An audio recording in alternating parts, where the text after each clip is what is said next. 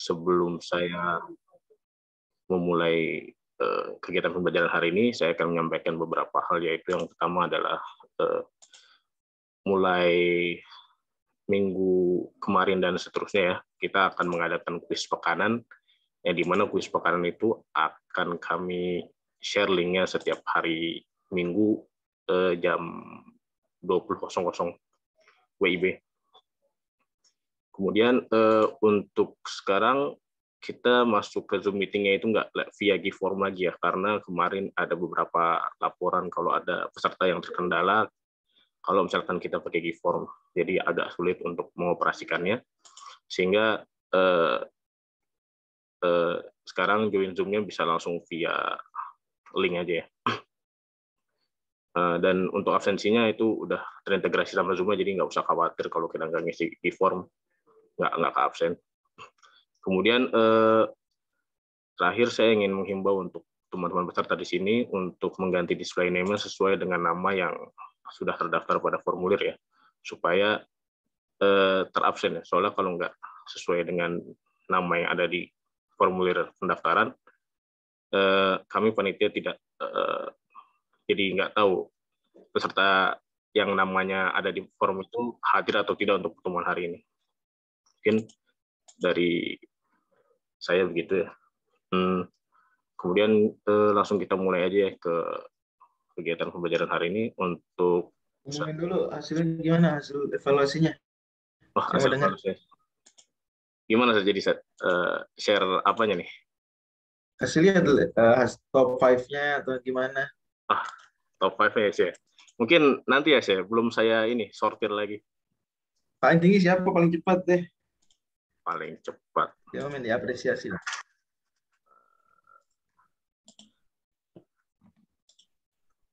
Bentar ya saya.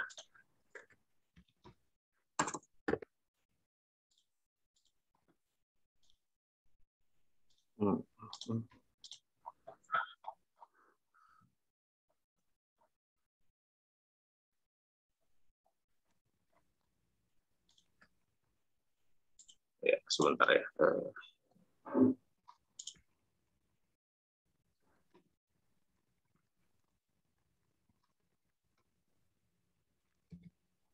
Untuk poin tertinggi itu ada yang sampai nilainya 95 ya, Set. Untuk namanya bukan yang 100. Ada yang 100, maaf. Ada 6 orang yang dapat 100.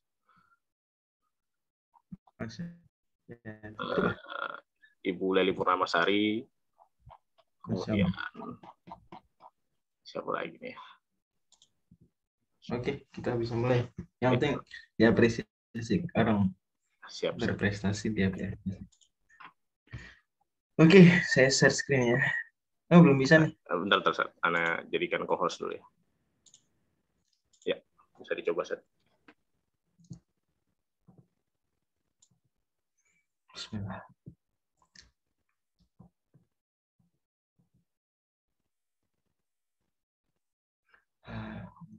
Bismillahirrahmanirrahim. Assalamualaikum warahmatullahi wabarakatuh. Alhamdulillah wassalatu wassalamu ala Rasulillah wa ala alihi wa sahbihi wa la haula wa la quwwata illa billah ya Allah. Teman-teman sekalian, rahmati Allah, ini lanjutan pengajian kita membahas tentang juz al-mi'iyah fi dzikri hali asyrafil bariyah karya Imam Qadhi Ibnu Abil Izz yang wafat tahun 792 Hijriah. Kita baca dulu dari bait terakhir, kita sudah sampai bait 20 ya. Bait bukan 20. Bait 21. Sekarang 22.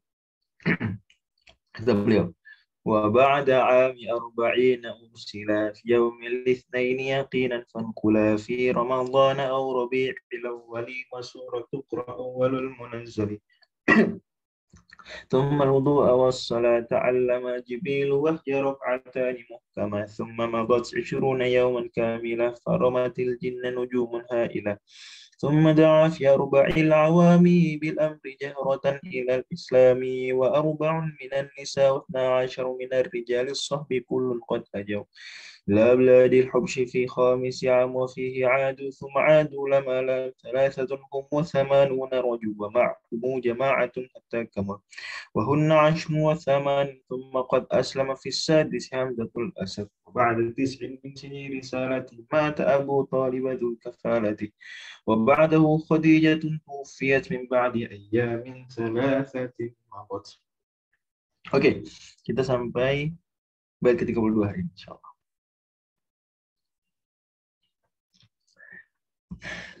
Kata beliau, وبعد عام 40 أوصلا في يوم الاثنين يقينا فانقلا في رمضان أو ربيع الأول وسورة أخرى أول المنزل.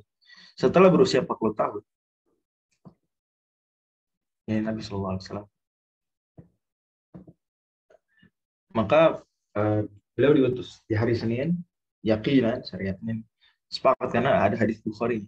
Nabi bilang tentang hal tersebut, fanqula maka riwayat fi Ramadan di bulan atau Rabiul Awal dan surat Iqra, surat Al-Alaq maksudnya adalah yang pertama. Adapun tentang surat Al-Alaq turun, yaitu dia sebagaimana disebutkan Ibnu Sa'ad dan kitab Tabaqatul Kubra kata beliau meriwayatkan beliau dengan sanad beliau nazal al-malaku ala Rasulullah SAW bihira'in yawma litsnaini li sab'a asyrata khalat min syahr Ramadan. Malaikat Jibril datang ke Nabi SAW di Gua Hira. Bentar ya, azan dulu.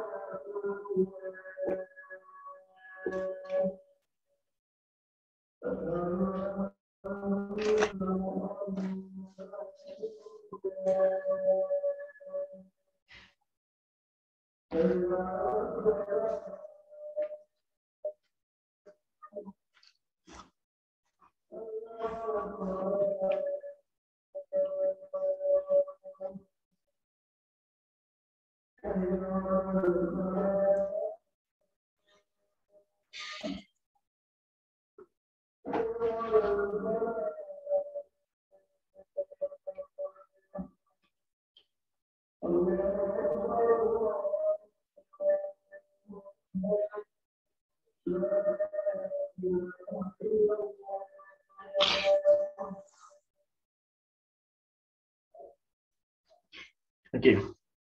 Jadi kata diriwayatkan di sini gimana?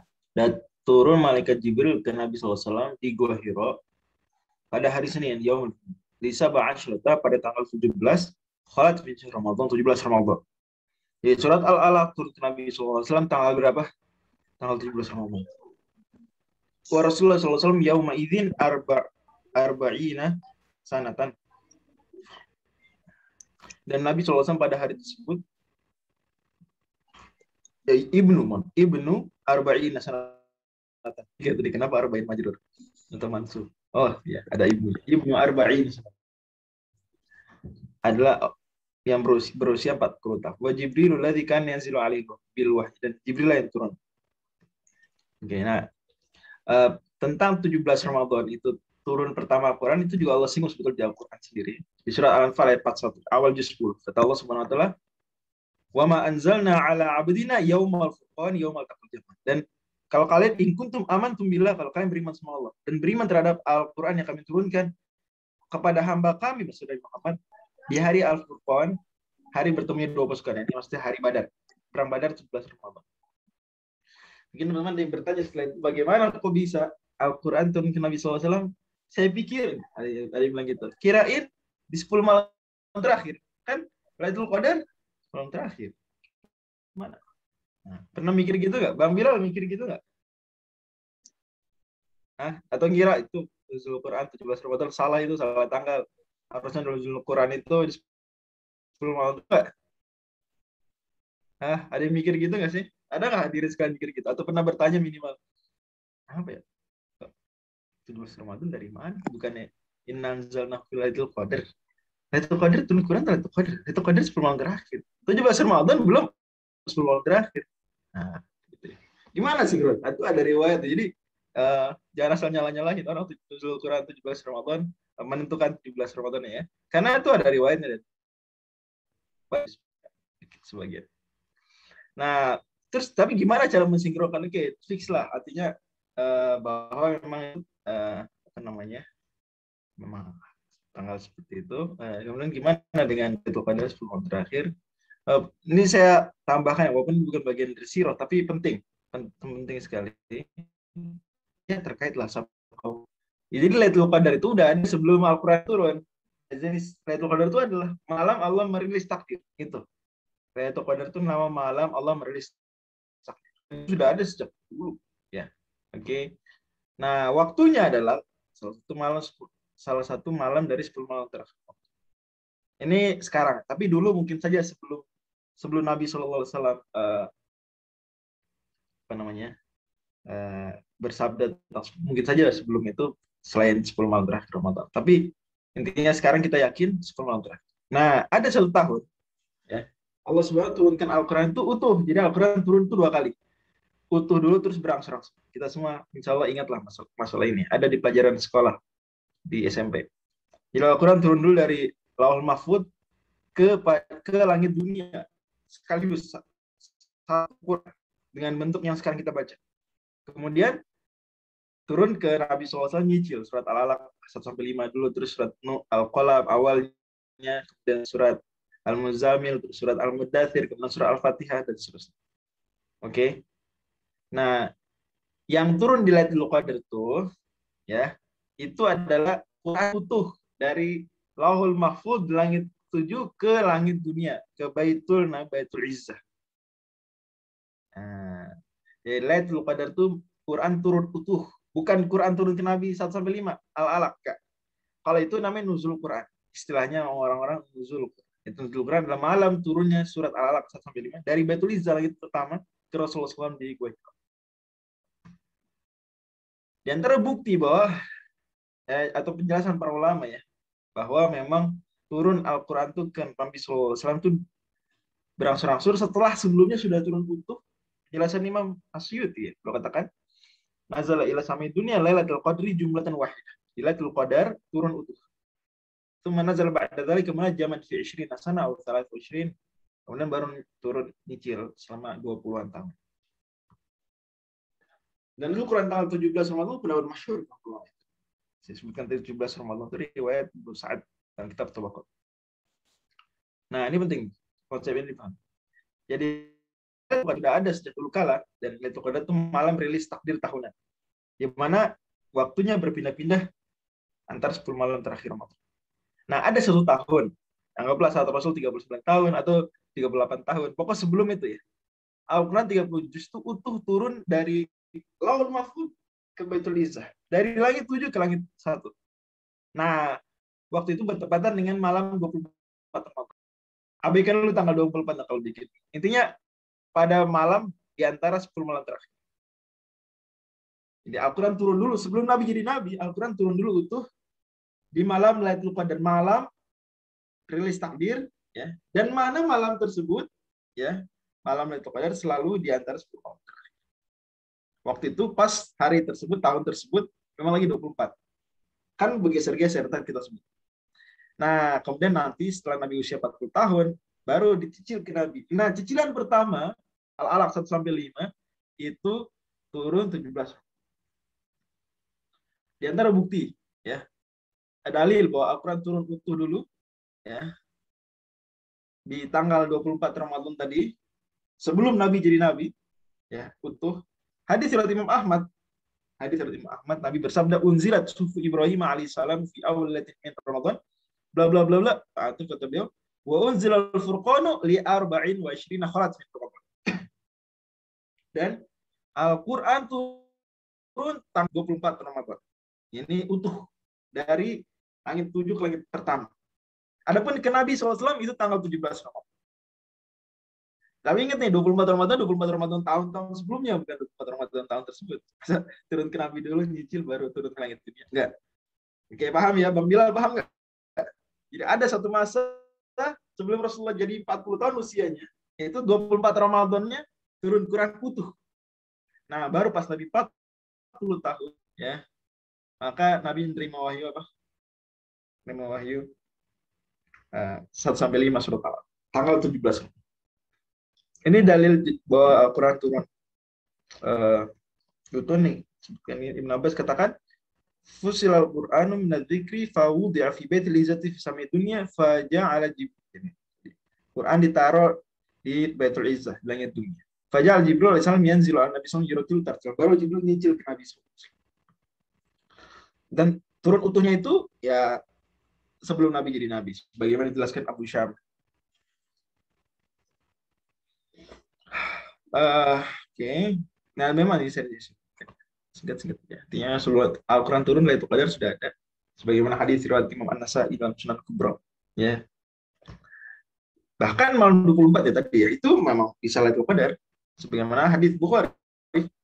Nabi SAW bersabda atau Nabi sini mengatakan itu di 10 malam terakhir.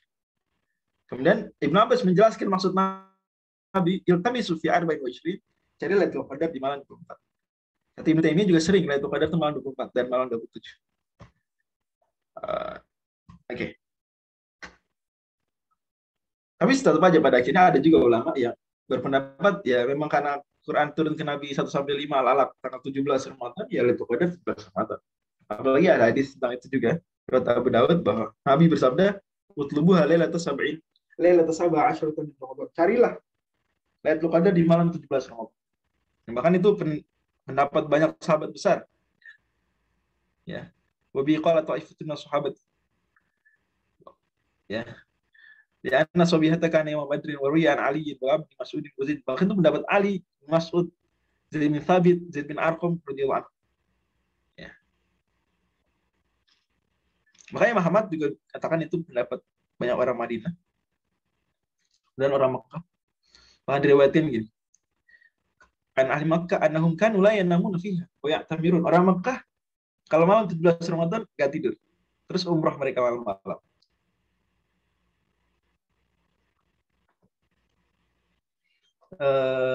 Ya. Dan para salaf ya, termasuk apa mengagungkan malam 17 Ramadan kan ekstrim. Tapi itu pendapat minor. Yang lebih kuat sebetulnya Lailatul Qadar nggak bisa di 17 Ramadan.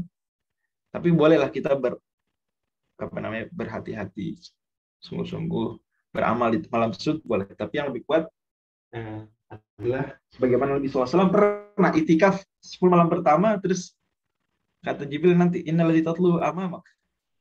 Itikaf lagi Nabi 10 malam kedua, kata Jibril enggak sekarang. Baru itikaf malam ketiga, terus 10 malam ketiga. Baru Nabi kemudian bersabda hadis terkenal yang kita semua hafal, carilah Lailatul Qadar di 10 malam ketiga, 10 malam terakhir Ramadan. Nah, ini nggak mungkin Nabi ngajarin bohong ya. Namanya Jibril bohongin Nabi. Terus gimana yang tadi 17? Kemungkinan itu maksudnya dulu. Ada kemungkinan yang pertama adalah hadisnya kalah kuat, atau yang kedua adalah itu dulu. Yang pernah Lailatul Qadar tanggal 17. Tapi setelah Nabi di Madinah nggak ada lagi kemungkinan Lailatul Qadar malam 17. Karena Lailatul Qadar berpindah-pindah. Dan kemungkinan cuma di 10 malam terakhir, bisa malam genap juga, sama malam ganjil. Ya. Oke, jadi saya ulang lagi dulu. Jadi malam Lailatul Qadar itu sudah ada sebelum Nabi SAW. Dari zaman sebelum Nabi ada. Karena malam Lailatul Qadar artinya malam Allah merilis takdir setahun. Jadi takdir setahun depan Allah rilis, Allah umumkan, ya. Sebagian kata Imam Nawawi diumumkan, Allah umumkan itu di malam Lailatul. Sebagaimana juga surat Ad-Dukhan. Ad-Dukhan Allah firmankan, "Fiha yufraqu kullu amrin hakimin amran min indih." Nah, ada satu waktu di mana malam Lailatul Qadar itu bertepatan dengan 24 Ramadan. Oke. Kan geser-geser waktu Lailatul Qadar itu geser-geser. Suatu waktu bertepatan dengan 24 Ramadan dan Nabi belum 40 tahun usianya. Anggaplah 38, 37, 39. Al-Quran turun di dipaskan oleh Allah di malam Lailatul Qadar. Oke. Kemudian pas Nabi umur 40 tahun, 17 Ramadan, cicilan pertama dari Al-Quran turun ke Nabi. Surat Al-Alaq 1-5. Tanggal berapa? 17 Ramadan. Terus nanti Nabi di Madinah, Nabi bilang ke sahabat, sahabat, kalian carilah Lailatul Qadar. Lailatul Qadar itu geser-geser di 10 malam terakhir. Bisa genap, bisa ganjil. Oke, paham ya? Sampai sini paham nggak? Paham, Ustaz. Oke.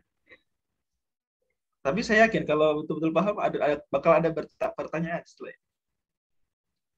Benar, asli paham. Kalau paham pasti ada yang ditanyakan. Apa yang ditanyakan? Masa nggak ada yang ditanyakan? Pasti. Kalau benar-benar paham yang saya jelaskan, masih ada satu pertanyaan yang belum terselesaikan. Kita udah paham Lailatul Qadar itu beda dengan nuzul Quran.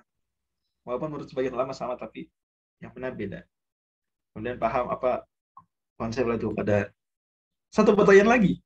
Apa kira-kira? Bang Bilal, apa kira-kira? Kalian suka mikir nggak sih? Pertanyaan yang berikut. Kalau memang Al-Quran itu pada malam Lailatul Qadar, kok pindah-pindah? Itu nggak? Itu nggak pertanyaan? Kalau memang Allah turunkan Lailatul Qadar itu kan malam apa? Kita sering pahamnya Lailatul Qadar itu apa? Apa Lailatul Qadar? Biasa kita pahamnya apa? Lailatul Qadar itu malam turunnya Quran. Turunnya Al-Quran. Itu keliru sebenarnya. Malam Lailatul Qadar bukan malam turunnya Quran. Si malam Lailatul Qadar itu malam rilis takdir. Oke. Jadi gini. Kalau kita anggap malam Lailatul Qadar itu malam turunnya Quran. Masa pindah-pindah? Kira udah, tadi udah jelas, malam 24. Kenapa nggak terus aja Lailatul Qadar itu malam 24? Kenapa pakai pindah-pindah? Kan tanggal turunnya itu sekali peristiwanya, ya nggak? Ya nggak sih? Contoh gini. Nah, tadi deh, turunnya Quran ke Nabi, Al-Alaq, tanggal berapa? 17. Tanya saya. Tahun 2021. Tahun 2021 kemarin, Ramadan. Nuzul Quran tanggal berapa? 17 Ramadan. Tahun 2019 dan tahun 2020. Nuzul Quran tanggal berapa? 17 Ramadan. 17 Ramadan. Tahun tanggal berapa Nuzul Quran? 17 juga. Jadi Nuzul Quran selalu 17 Ramadan kan? Ya enggak? Iya, Ya, Ustaz. Oke. Itu turunnya Quran ke Nabi 5 ayat surat Al-Alaq. Oke, fix. Kalau itu tanggalnya tetap. Kenapa nuzul Quran? Turun Quran utuh, tanggalnya beda-beda. Geser-geser dan unknown kita nggak tahu dan misteri setiap tahunnya. Kenapa? Udah jelas ada riwayatnya tanggal 24. Kenapa nggak? Udah tanggal 24 aja, fix. Karena biar manusia semangat, Ustaz. Enggak, bukan itu hikmahnya. Pertanyaan. Masa tanggal diganti-ganti coba? Indonesia merdeka tanggal berapa? 17 Agustus. Tahun 45 atau 17 Agustus. Tahun 46 sama. Tahun 1900 1990 Sama. tahun 92 tahun 95 tahun 2000 terus nggak geser. Masa peristiwa kejadian sekali geser gimana sih? Ngerti nggak pertanyaan saya?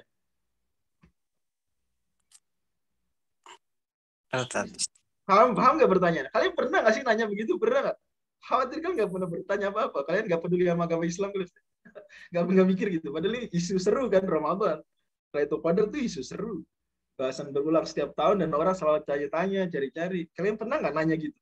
Kalau memang Quran turun utuh dari langit 7 ke langit dunia, itu Lailatul Qadar, maksudnya pas 24. Kenapa bergeser-geser? Bukan hikmahnya loh. Kalau hikmahnya jelas. Masa tanggal bergeser? Kan itu peristiwa sekali terjadi. Ngerti nggak? Semua pertanyaan itu muncul karena kita salah mendefinisikan Lailatul Qadar. Kita mendefinisikan Lailatul Qadar itu malam turunnya Quran. Salah. Lailatul Qadar definisinya malam rilis takdir. Nah, ada satu masa malam rilis takdir tersebut di satu tahun tertentu, ketika dia tanggal 24 Ramadan, Allah turunin Quran di situ. Jadi Lailatul Qadar itu namanya udah Lailatul Qadar, mau Quran turun mau nggak turun, namanya Lailatul Qadar. Tapi ada satu masa Lailatul Qadar, Allah turunin Quran di situ. Jadi Lailatul Qadar menjadi istimewa karena Allah turunin Quran di situ. Allah turunin Quran berbarengan dengan malam rilis takbir. Jadi, kenapa kalian bertanya? Kalau memang Al-Quran turun pada malam Lailatul Qadar, kalau Lailatul Qadar pindah-pindah? Jawabannya memang Lailatul Qadar pindah-pindah, terus pindah-pindah. Tapi ada satu waktu Al-Quran diturunkan pada malam Lailatul Qadar. Itu jawabannya. Bukannya malam turunnya Al-Quran itu disebut. Saya berikan analogi. Dulu. Contoh, misalnya pesantren kosan Yayasan Bisa bikin buka puasa bukber selalu 10 malam terakhir. Oke. Ini contoh bohong aja, contoh khayalan. Gimana? Pesantren selalu bikin buka puasa bersama kapan? 10 malam terakhir. 10 malam terakhir. Selalu. Pokoknya salah satu dari 10 malam terakhir. Jadi kadang misalnya angkatan pertama bikin malam 21, angkatan kedua malam 22, angkatan ketiga malam 29, angkatan keempat malam 25, ngacak. Pokoknya cocok-cocokan aja deh, tergantung rapat atau gimana. Oke, paham ya? Itu kan pindah-pindah. Ada satu waktu, anggaplah tahun 2019, buka puasa bersama pesantren kosan Bisa didatangi sama Muhammad.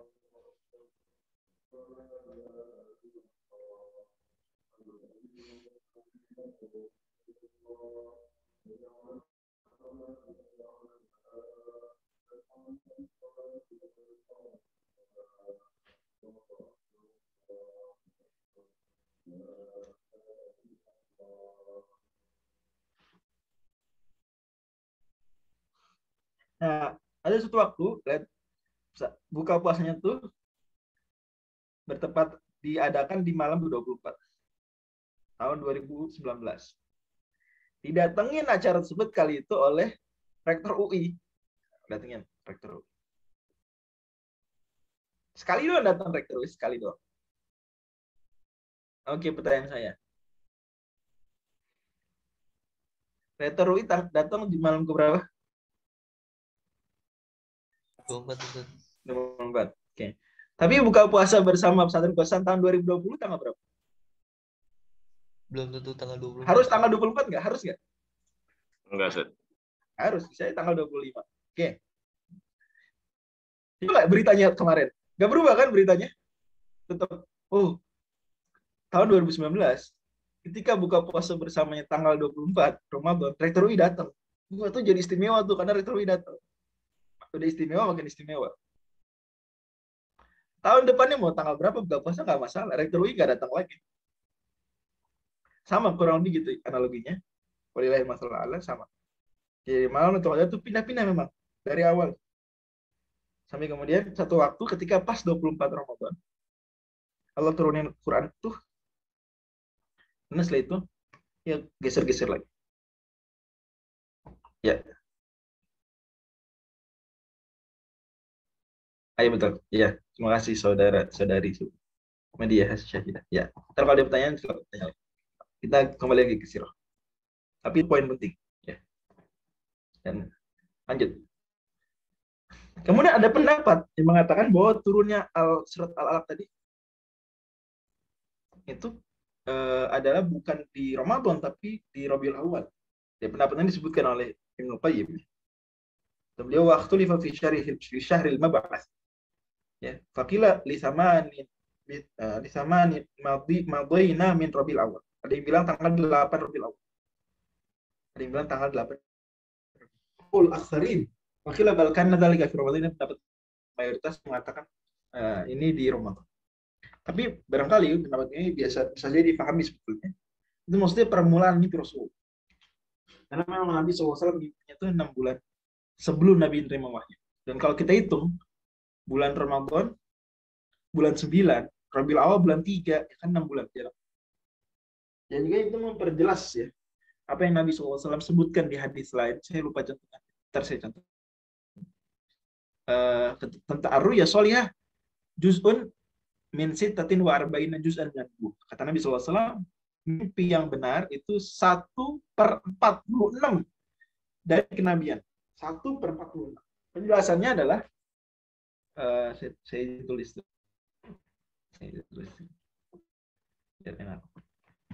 Penjelasannya adalah ini ya. Kan kata Nabi 1/46. Nabi jadi Nabi berapa lama total? Kurang lebih 20 kita. Karena dari usia Nabi 40 tahun sampai Nabi wafat 63 tahun. Oke. Nah, ini 40 tahun ya di sini sebenarnya bulan 9. Nabi 40 tahun pas nggak? Nggak, tapi 40 tahun berapa lama? 40 setengah, bener kan? Ya nggak?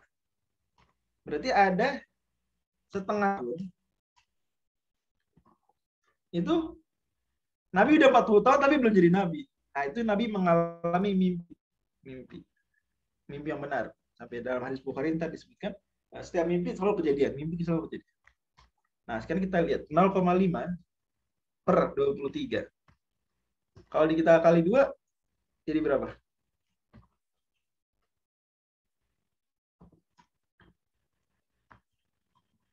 Ah, 1/berapa? Mau ketenung kan? Nah, jadi maksudnya juz'un min sittatin wa arba'ina juz'an itu maksudnya Nabi mimpi benar itu setengah tahun. Setengah tahun. Kemudian baru Nabi jadi Nabi 22,5 tahun. Nah, kayak gitu. Gitu ya. Nanti kalau kurang jelas bisa itu. Kata Ibnu Abilis lagi lanjutannya. Tsumma wudu awas shalat ta'allama Jibril wa rak'atani kama tsumma madas 20 yawman kamilah farqil jinan nujuman hati. Kemudian Jibril ajari beliau wudu dan sholat. Dan sholat waktu itu 2 rakaat. Kemudian berlalu 20 hari, maka jin mulai diserang, ditembakin api besar. Hadis tentang Jibril mengajari Rasul SAW wudu dan sholat diriwayatkan Imam Ahmad, yaitu anna Jibril alaihissalam arahu fi awwali ma uhiya ilaihi. Saat awal Nabi diwahyukan, Jibril mendatangi Nabi SAW, fa'allamahul wudu awas sholata. Jibril ajari Nabi wudu dan sholat. Kemudian Nabi mengajari sholat ke umat beliau, ke Khadijah, kemudian ya. Menariknya di sini ada tambahan keterangan. Inna Jibril ata Rasulullah sallallahu alaihi wasallam hina furidas alaihi. Jibril datang ke Nabi SAW ketika diwajibkan sholat, awal diwahyukan. Fahamazalahu bi'aqibihi fi nahiyatil wadi. Jibril nendangin kaki beliau atau tumit beliau ke salah satu sudut lembah, fajarat minhu ainu ma'in, maka kemudian keluar air di situ. Kemudian Jibril wudu, kemudian Rasul SAW memperhatikan, dan wudunya persis kayak wudu kita. Jadi persis kayak wudu kita. Mungkin ada yang bertanya nanti, kok gimana wudu udah dari awal Islam? Sementara kan Isra Mi'raj nanti tahun 10. Gimana? Jawabannya adalah karena yang diwajibkan di Isra Mi'raj itu bukan sholatnya, tapi sholat 5 waktu. Adapun sholat aja tidak 5 waktu itu sudah ada sejak awal Islam. Yaitu kita semua tahu ada ya ayyuhal muzammil, Nabi suruh sholat malam, kan wudu. Kan ada pertanyaan berikutnya. Oke, bisa aja itu nggak wudu, sholat doang tapi nggak wudu. Karena ayat wudu di Al-Quran surat Al-Nisa dan Al-Maidah, dua-duanya Madaniyah. Jawabannya enggak. Wudu termasuk syariat yang disyariatkan berupa perbuatan Nabi dulu, baru ayat Quran. Ayat Quran turun belakangan. Memang gitu. Itu nanti ada di Ulumul Quran gitu. Mata akhara nuzulu ankum. Ada gitu. Makanya nama ayatnya, kata Aisyah, namanya ayatul tayammum. Bukan ayatul wudu, kata Aisyah. Karena ayat tersebut memang turun, orang-orang udah ngerti wudu. Cuma memang disebutkan wudu dulu di awal, penegasan. Kemudian yang penting tentang tayammum disebut. Maka disebut namanya ayatut tayammum, ayat wudu. Oke. Dan juga di antara kisah bukti sahabat pada sholat sejak awal adalah mereka sholat sembunyi-sembunyi karena ashabul Rasul idza shalu dhahabu ila syi'ab wastaghfau bi sholatihim an qaumihim.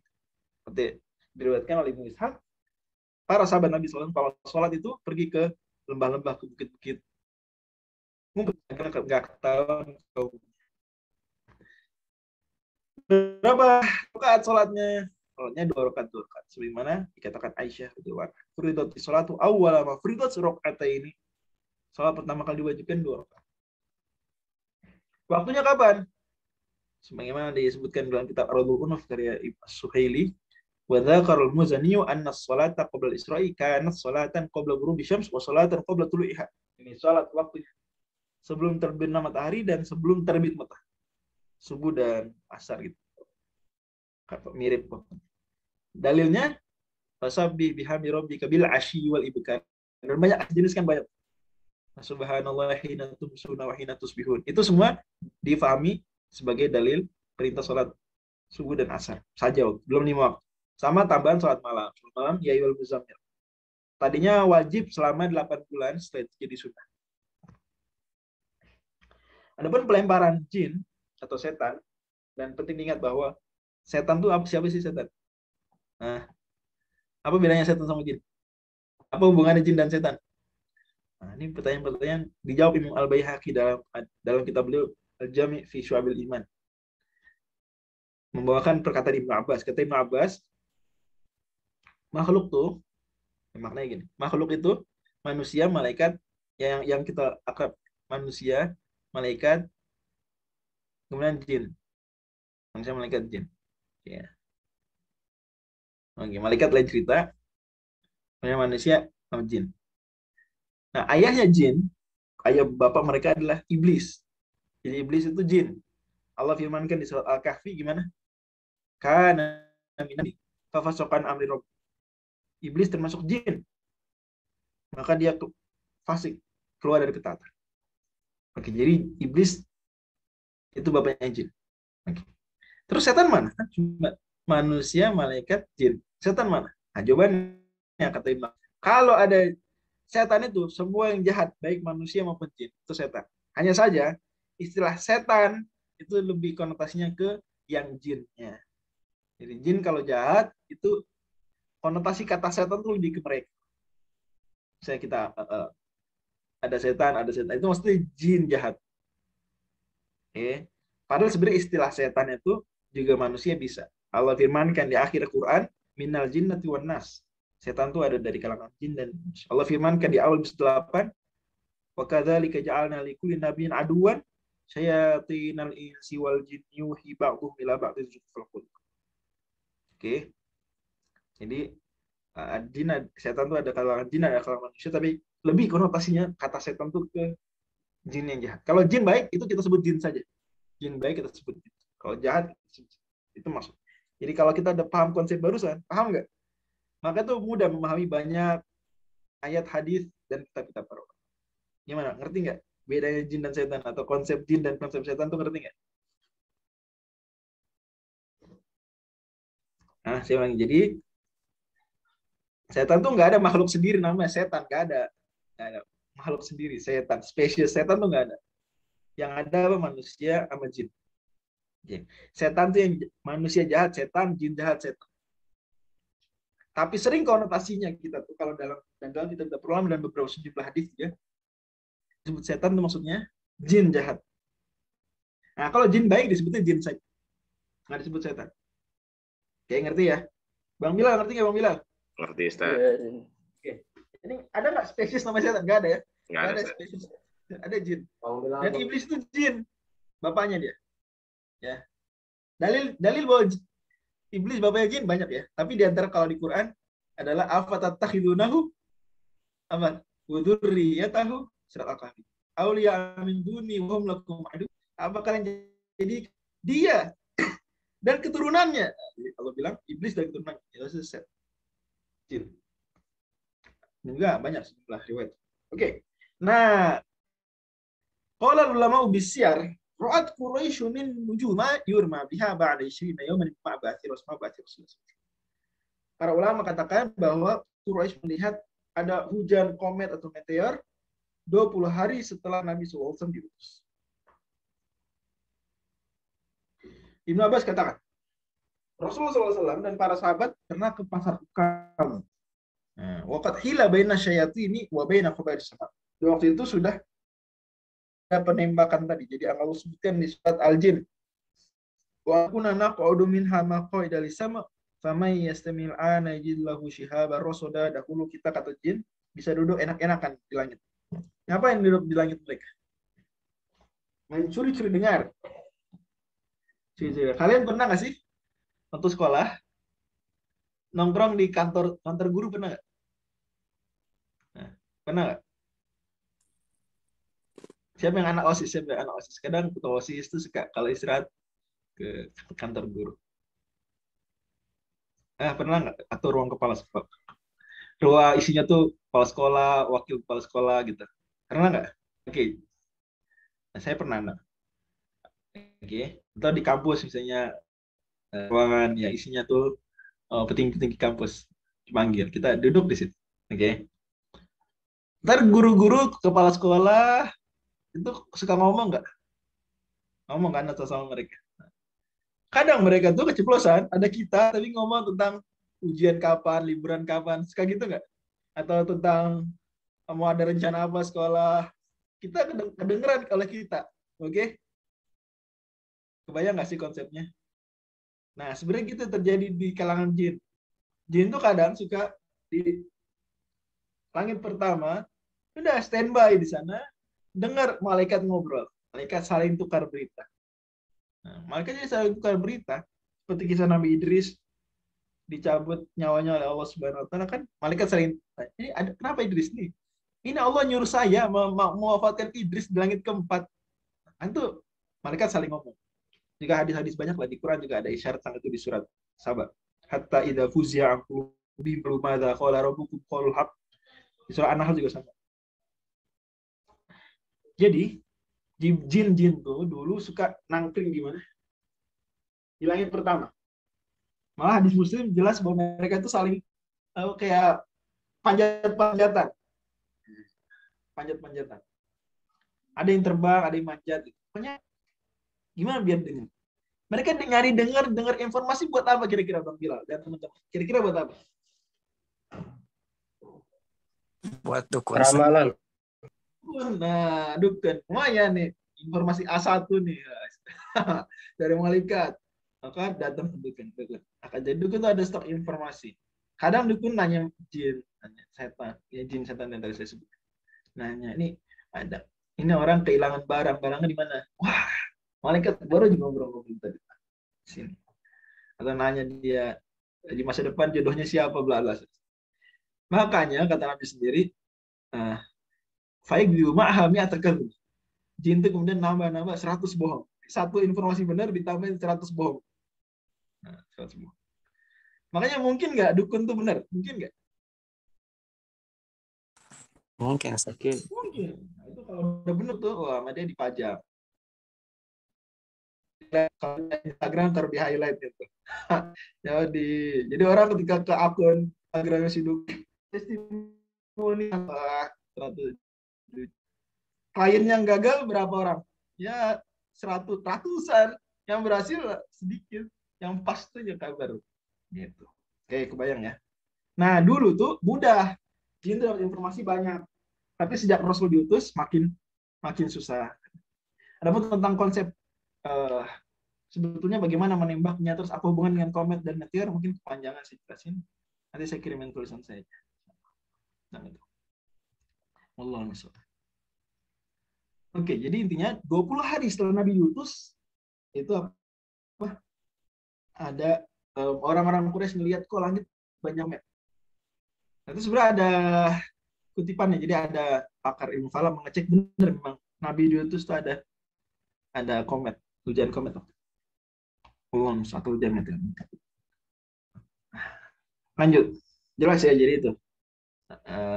Semua madat isyruna yauman kamilah qaramatil jinna nujumun hailaj. Dan Allah banyak sebutkan itu di Quran konsepnya. Inna zayyana sama'ad dunya bizinatil kawakib wa hifdhan min kulli syaitanin marid la yasma'una ila al-mal'a wa yuqdhafu min kulli janib. Surat As-Saffat. Yukhura walau ma'adzab wa qasib illa man khatifa al-khatafat fa'adu shahabun thaqib. Surat As-Saffat. Atau di surat Al-Mulk. Gimana surat Al-Mulk ayatnya? Yang mana ayat? Apa ayatnya di surat Al-Mulk tentang itu?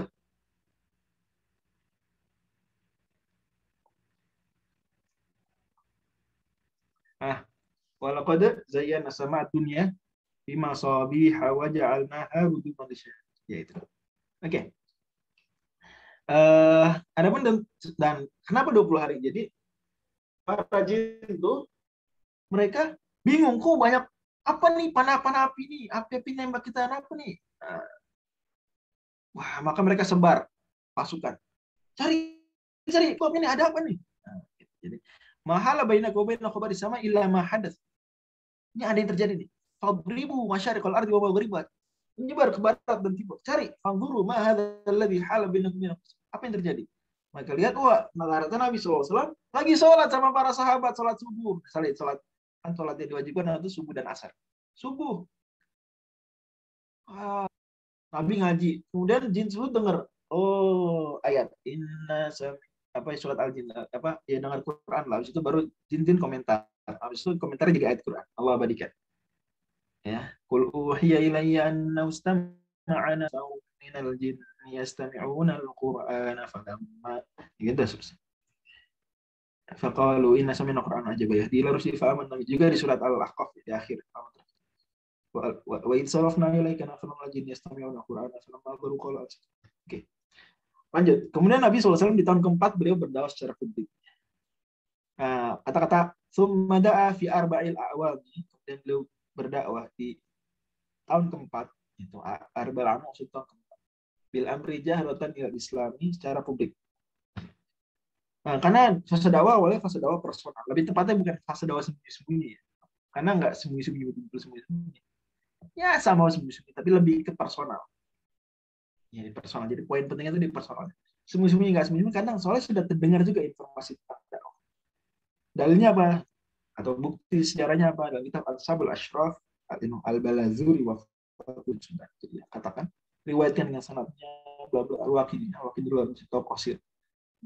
Kana baina an nazalat nubuwwatu 'ala Nabi sallallahu alaihi wasallam ila an umira bil hari du'ai salat sinin. Jarak antara Nabi diterima wahyu pertama dengan disuruh menapakkan dakwah 3 tahun. Ada juga riwayat da'a Rasulullah SAW sirran arba'a sinin. Jadi kata tadi 4 tahun itu bisa 3 tahun sekian kita, 3 tahun sekian. Atau berhentinya di tahun atau mulai dakwah terang-terang di tahun keempat. Di 3 tahun. Jadi yang bilang 4 tahun itu maksudnya sirron arba'asi itu ya 3 tahun somehow. Ya 3 tahun somehow. 3 tahun and something. 3 tahun lebih. Nah, pada masa ini sebetulnya berita dakwah sudah terkenal, sudah seperti kita halayak, tapi masih belum jadi yang problem dan juga ya Nabi belum dakwah secara publik, maka mereka masih belum terlalu menganggapnya masalah walaupun sudah dikritik, sudah mulai mendapatkan kekhawatiran. Ya. Di sini diriwayatkan dan tertabaqat kubra da Rasulullah ila Islam sirran wa jahran. Nabi sejak awal tuh dakwah terang-terangan dan sembunyi-sembunyi. Fastajaba lillahi man syaa min ahdatsir rijali wa du'afa'in nasi.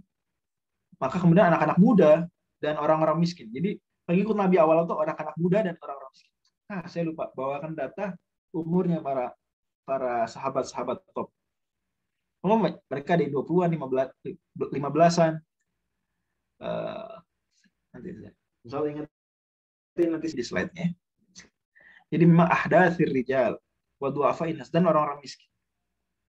Hatta katsura man amana bihi wa kufaru Quraisy ghairu munkirina lima yaqulu. Ini poin penting nih. Waktu itu orang kafir Quraisy belum mempermasalahkan itu.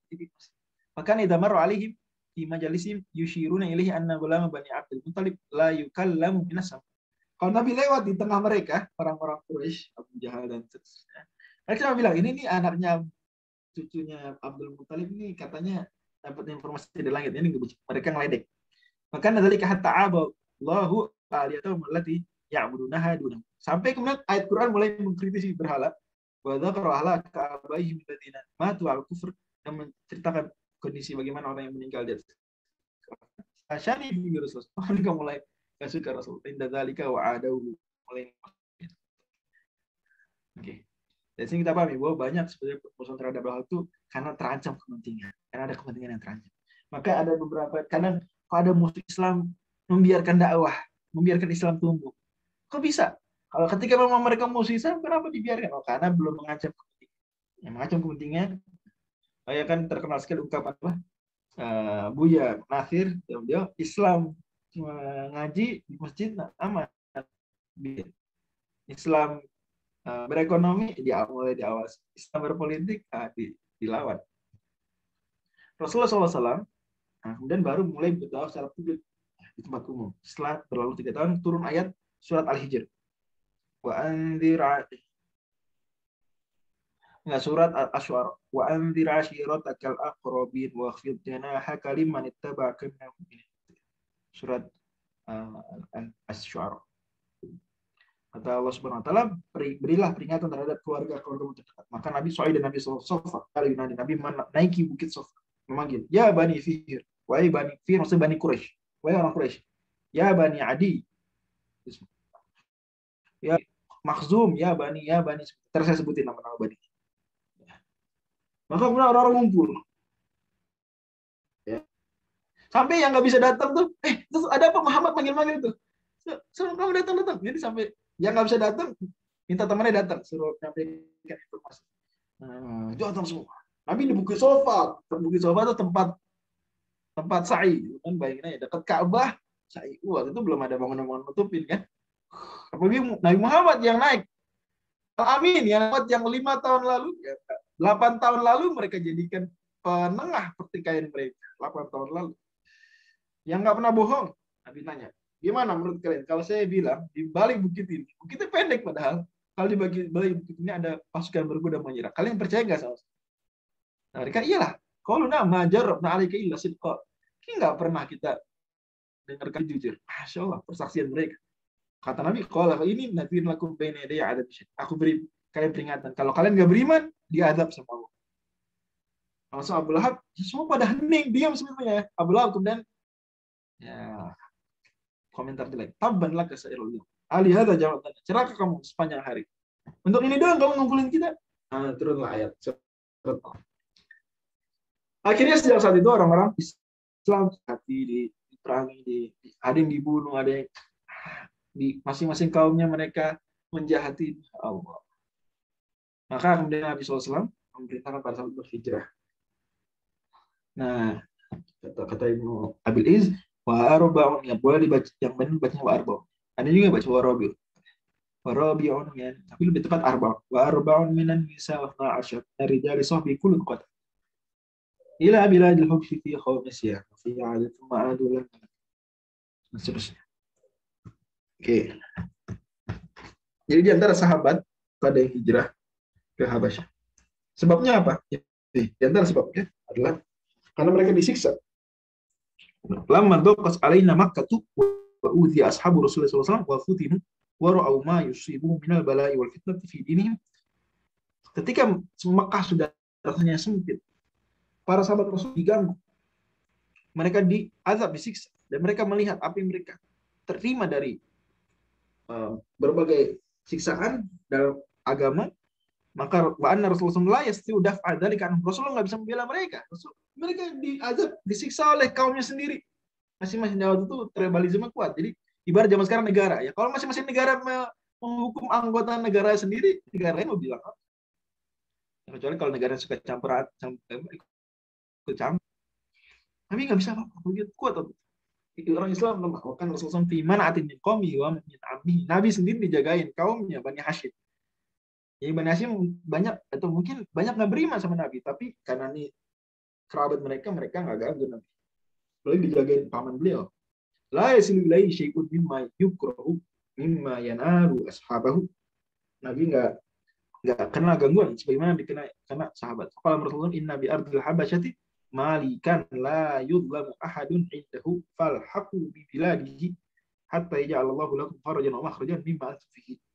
Kata Nabi SAW kepada mereka di Habasyah, di Habasyah itu nggak cuma Ethiopia ya, penting. Habasyah itu Ethiopia, Eritrea, Somalia, sebagian Kenya, sebagian Sudan, dan Djibouti. Jadi Afrikan istilahnya sekarang African corn, African horn, tanduk Afrika, Afrika Timur besar. Apalagi dulu sempat masuk menguasai juga Yaman kan. Itu semua tahu ceritanya sudah disebutkan di awal. Petanya juga sudah saya kasih ya. Jadi akhirnya pada saat hijrah tahun kelima tuh. Kata mereka, fakhraju mutasallilina sirron. Mereka mulai kabur ke Habasyah tuh sembunyi-sembunyi, tasallilin. Wa kanu 11 rajulan wa 4 niswatin hatta mereka jumlahnya 11 laki-laki 11 plus 1 ada tambahan. Ya 12 ya, 12 laki-laki. Wa 4 niswatin dan 4 wanita. Sampai mereka tiba di Syuaibah yang di sebuah pelabuhan. Di sana minhum raqib wal mashi wa faqallu lil ta'al muslimina sa'ata ja'u safinatayn litujari hamaluhum fiha ila al habasyati binisfi dinar. Nah, pas waktu alhamdulillah Allah berikan taufik dua mau ke Habasyah. Mereka bayar setengah dinar. Lumayan setengah dinar, 1 dinar 4 juta misalnya, 4 juta 250, setengah 2 juta. 2 juta ke Ethiopia, ke Habasyah. Dari Jazirah Arab. Lewat laut ya, laut merah. Masya Allah.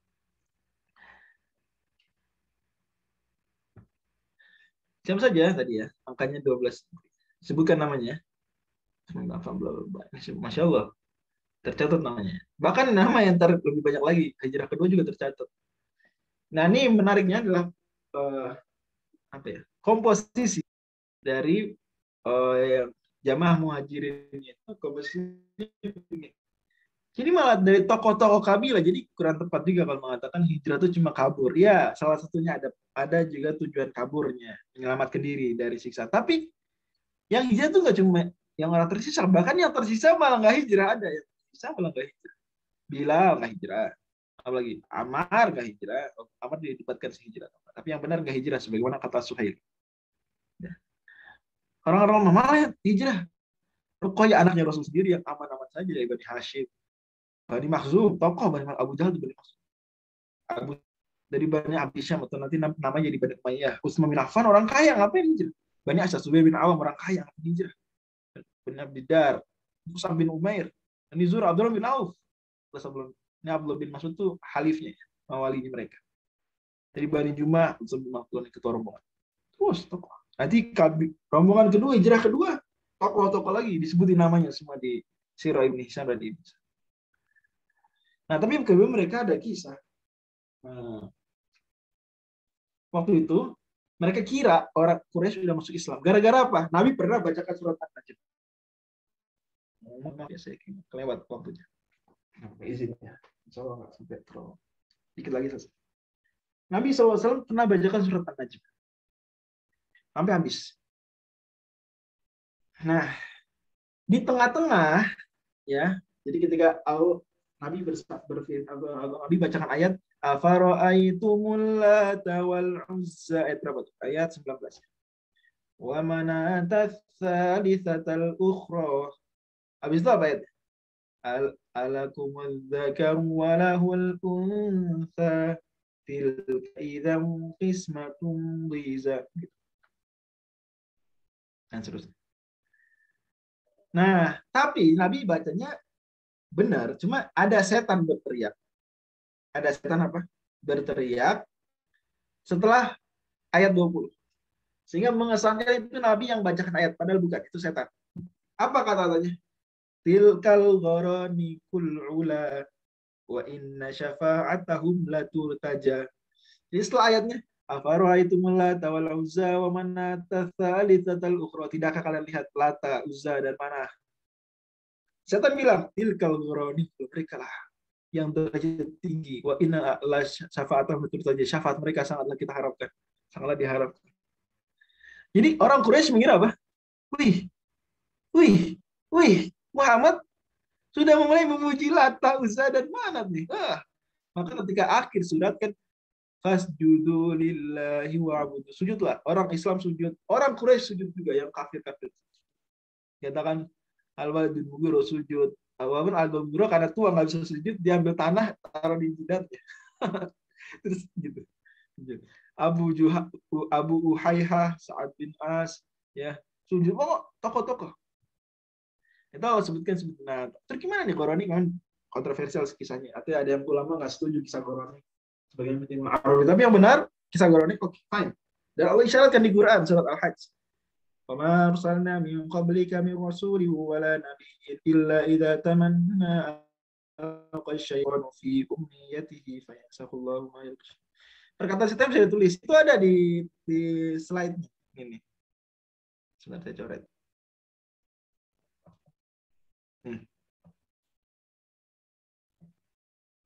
Alqa syaitanu kalimatain ala lisan.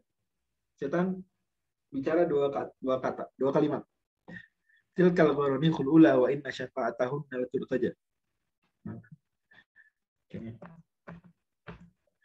Nah, jadi Nabi salah, ya pokoknya akhirnya ada salah menyampaikan. Dua itu saja. Inilah yang Allah maksudkan di surat Al-Hajj. Tidaklah kami utus belum kamu seorang rasul, melainkan apabila ia tak punya keinginan, setan pun memasukkan godaan pada keinginan tersebut. Setan menyisipkan.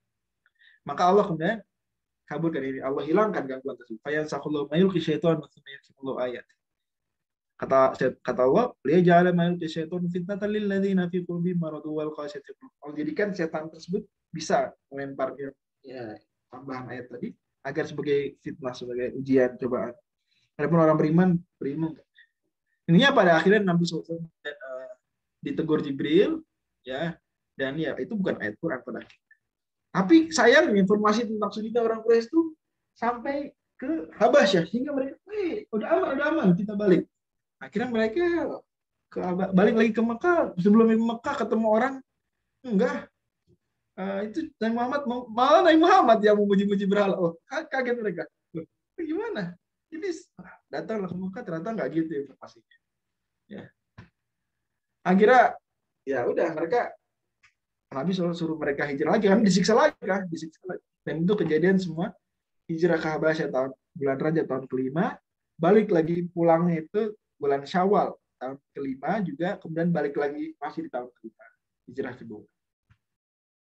Nah, hijrah kedua lebih banyak orangnya, 83 pria dan 18 wanita.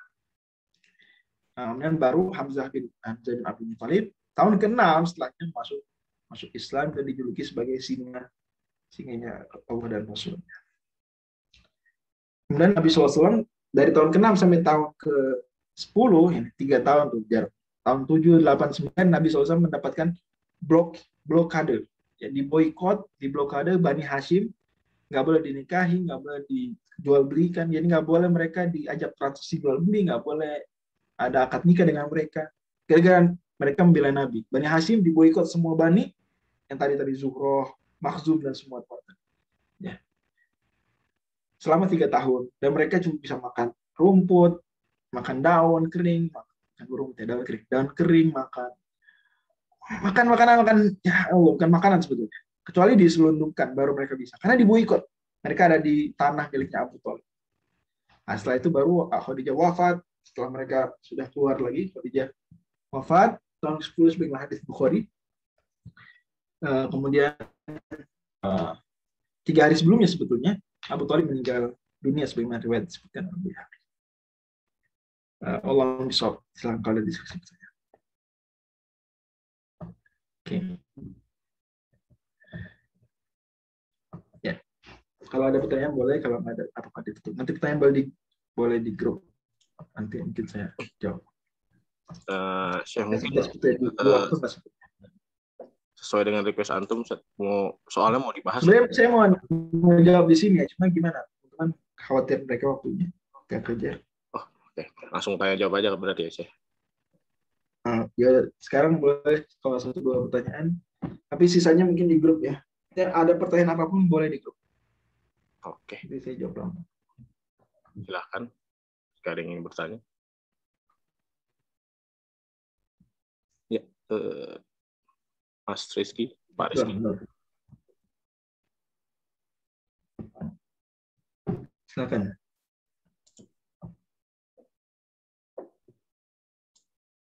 Pak, silakan, Saudara Muhammad Rizky, boleh. Atau Pak mau terus? Pak Reski mungkin bisa langsung. Di chat juga udah nih. Ya, dia. Nanti sambil nunggu beliau jawab pertanyaan, ada dari Nur Fatihah. Sekarang Jin udah nggak bisa dengar lagi. Sebenarnya Jin masih mungkin sih bisa, karena bisa aja mereka selamat sekali 2 kali, bisa aja. Itu. Tapi prosedur setelah apa? Nanti setelah selesai daurah baru start. Oke. Nanti pakai Zoom. Oke. Pakai video. Nanti setelah selesai daurah. Tapi tetap harus ikut daurah. Nanti absensi diperhitung. Saya nggak mau cuma hafal nggak paham. Allah bisa. Oke. So, tanda-tanda kalau malam itu betul-betul turun pada sesuatu tanda-tandanya ya itu ada banyak hadis yang tidak sahih terkait itu, tapi yang sahihnya 2, itu matahari di pagi-pagi harinya sejuk dan cerah tapi nggak panas. Ya. Karena malamnya tenang, malamnya tenang lah gitu. Allah bisa. Hadisnya riwayat Muslim dan juga riwayat Muslim sama riwayat An-Nasai dan Abu Dawud.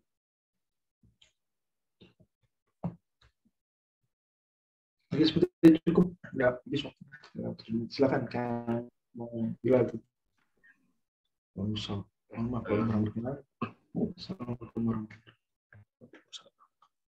Mungkin kalau nggak ada yang bertanya, kita akan tutup.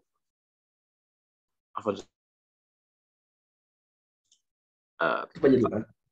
Udah terlalu Siap-siap. ditanya di grup. Bisa ditanya di grup ya Bu Nining. Tapi bagus nih pertanyaannya saudari Nining Salimah di luar ini bagus. Nanti saya jawab di grup. Oke. Mungkin karena waktunya juga udah lewat jauh ya, jadi pertemuan hari ini kita tutup saja. Kita tutup dengan doa kafaratul majelis. Subhanallah. Assalamualaikum warahmatullahi wabarakatuh. Waalaikumsalam warahmatullahi wabarakatuh.